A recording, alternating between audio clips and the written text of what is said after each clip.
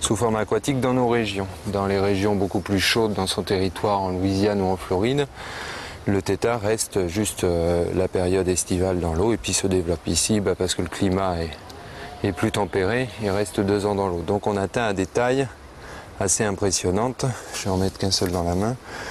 Donc on a de ce format-là, on a des gros individus. On s'aperçoit qu'il est peu consommé parce qu'il a un goût dégueulasse pour les carnassiers, c'est-à-dire le brochet qu'il y a ici, déjà Edu n'est pas habitué. Et en plus, le consomme très peu parce que le tétard n'est pas excessivement bon. Donc on s'aperçoit que le tétard, il y a un taux de survie énorme pour cette espèce, contrairement à d'autres espèces d'amphibiens où le taux de survie est carrément proche du zéro.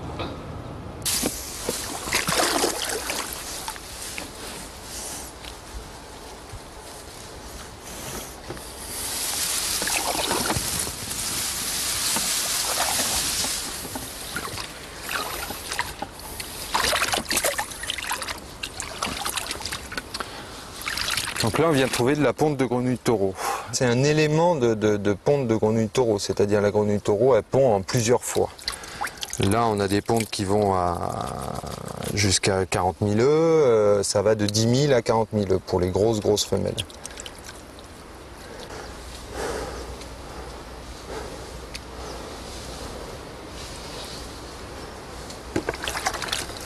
Donc là, la femelle elle va pondre en plusieurs fois, elle se fait courtiser par plusieurs mâles.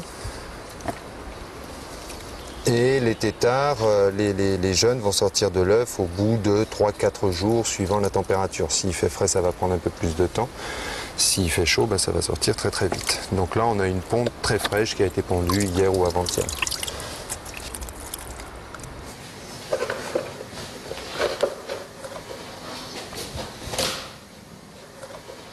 Là, on a un mâle qui fait 564 grammes. C'est un mâle d'assez bonne taille déjà. Les plus grosses qu'on a prises, c'était des femelles. Les femelles sont plus grosses que les mâles. On a une femelle qui dépasse 900 grammes pour une longueur qui dépasse 50 cm.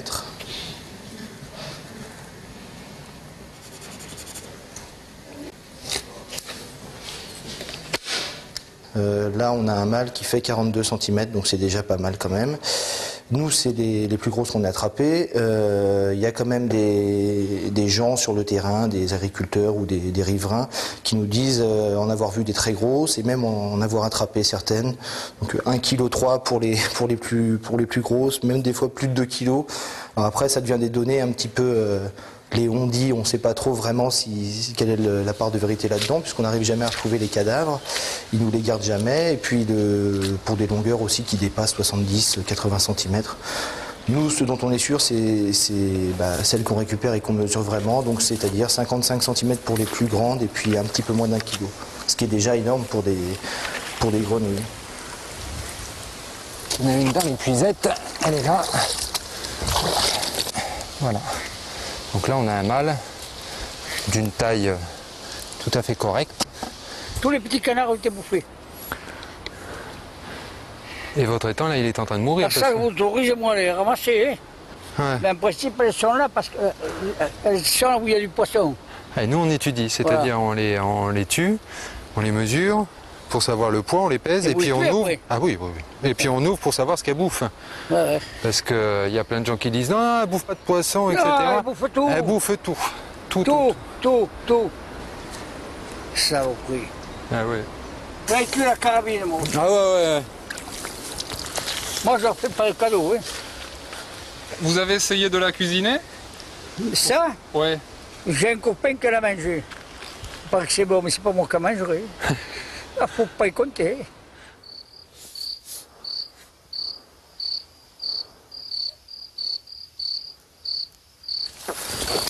Oh.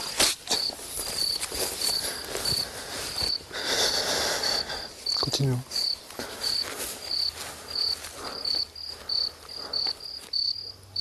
Ouais.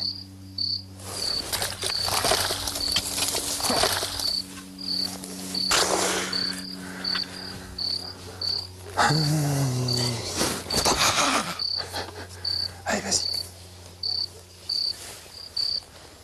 C'est une espèce extrêmement discrète. qui plongent à la moindre alerte et qui se camouflent dans l'eau, dans la vase, sous la végétation à la moindre alerte. Donc c'est pour ça qu'on passe au travers. Il faut vraiment faire un peu d'affût pour la voir et la distinguer. Quand elle ne chante pas, eh ben, c'est une espèce qu'on peut complètement louper, bien que ça soit une grosse espèce, quoi. Allez.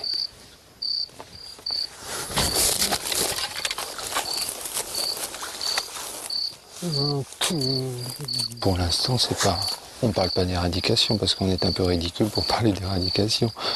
Là, l'éradication à deux avec une épuisette, c'est ridicule. Surtout qu'il y a des milliers d'individus sur une zone de près de 80 km², quoi.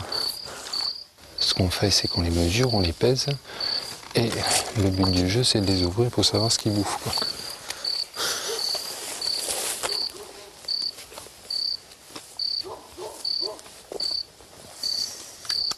On connaît sa date d'introduction, et on connaît même le nom de l'introducteur, si je puis dire. C'est Armand Lotti, c'était un aventurier qui, dans les années 70, en 1968 exactement, a ramené dans son étang un groupe de grenouilles taureaux. C'était comme agrément, animal d'agrément dans ce jardin, il trouvait ça très sympa, la grosse grenouille, très sympa. Il reste 2 ans dans son étang sans poser trop de problèmes, et l'hiver 70, un hiver très rigoureux, au printemps suivant, il ne les retrouve pas. Donc il se dit, elles sont mortes, elles ont disparu parce que l'hiver a été trop froid. Que non, c'est-à-dire on les retrouve 10 ans après, sur la région d'Izon, à 25 km de là. Et là, on retrouve des centaines d'individus sur un réseau de gravières et d'étangs comme celui-ci. Oh putain!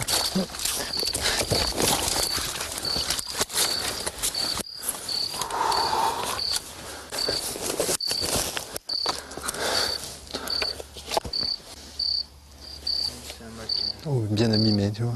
Ça doit être dans les luttes entre mâles pour le territoire. Donc à l'heure actuelle, d'après nos observations, elle est située dans toute la région qu'on appelle l'entre-deux-mers, entre Libourne, ici, et Bordeaux. C'est-à-dire entre deux mers, entre la Dordogne, la rivière la Dordogne, et la Garonne. Donc elle utilise tout un réseau de fossés, par exemple, pour coloniser des gravières, des étangs, des mares, etc.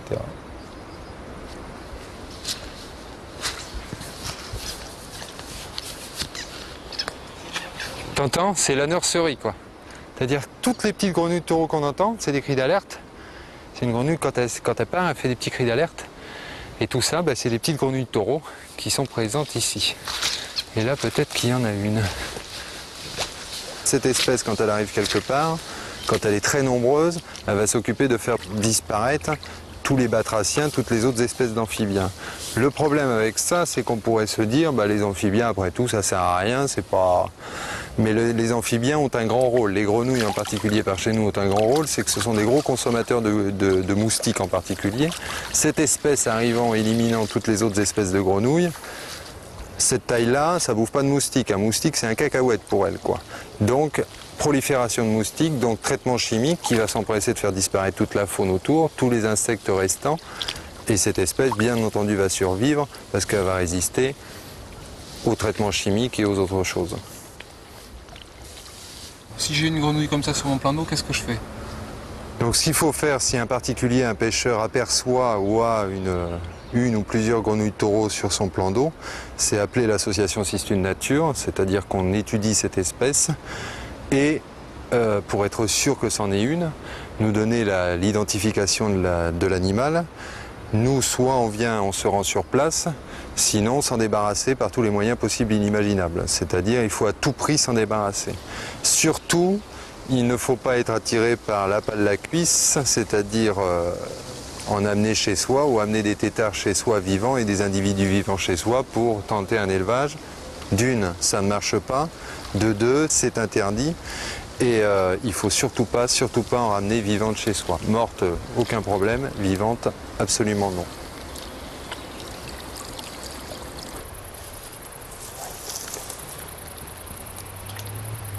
Ah. Elle l'a dans la gueule, je crois. Voilà dans la gueule. Allez, Julien, vite!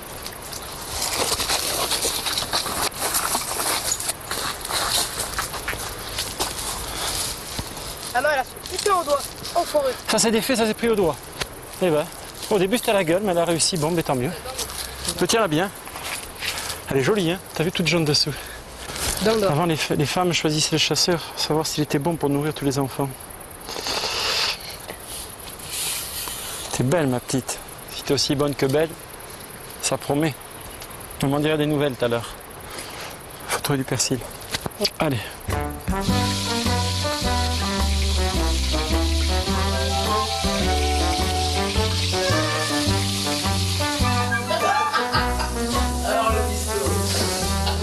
La surprise. Voilà. Very delicious. Oui.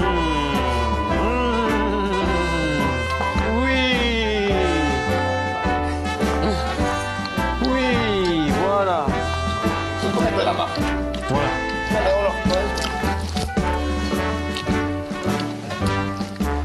Ces grenouilles sont vraiment excellentes. Je retrouve le même goût que les grenouilles de chez nous. Hein. C'est exactement la même chose. Seulement, il y a un volume de viande supérieur. Ça, c'est net. Et en plus, on n'a pas beaucoup de scrupules à les manger. Hein. Voilà. Santé.